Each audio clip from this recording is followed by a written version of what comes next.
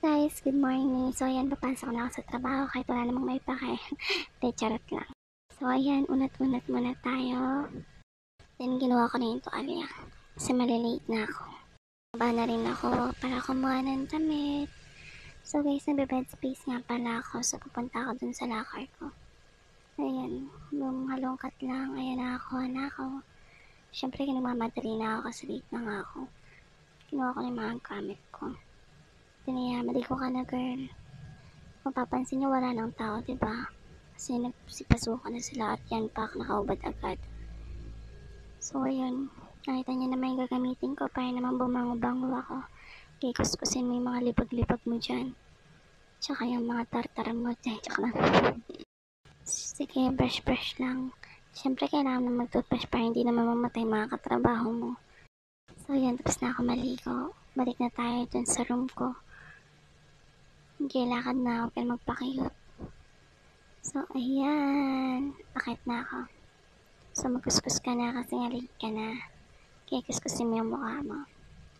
Kaya maglagay tayo ng moisturizer. Damihan na natin. Napaka-dry ng mukha ko. Yan, maglagay na tayo ng sunscreen. Okay. Ayan, mag-lipstick na rin tayo. Doblehin na natin kasi hanggang mamaya na yan. Sure. Ayan, ako na yung ganyang mukha.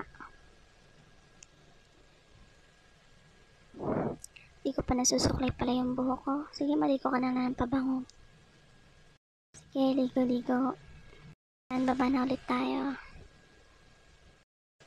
Ayan, magpakit ka muna dyan. Pinsutin mo na yung sapatos mo. So, yun, nagmamadali na ako kasi malilate na ako. Saktong malilate naman na ako tsaka panaglo ko yung gate. Ayaw magsara. Ay, nako. So, ayun.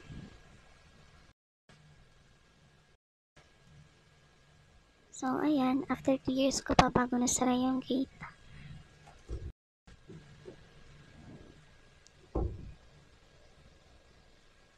O, diba? Ang tagal. So, ayan. Guys. Ayan, sa wakas. Kairita. Hindi, tsaka. Ayan naman, naglalakad ako. Nakita ko ng buko. Diba? Magic. So, warehouse na ako agad. Okay, punas. Pawis na pawis ako. Pati kilikili ko pawis na. Ew. Sige na. Sabay na, magtatrabaho na ako. Bye!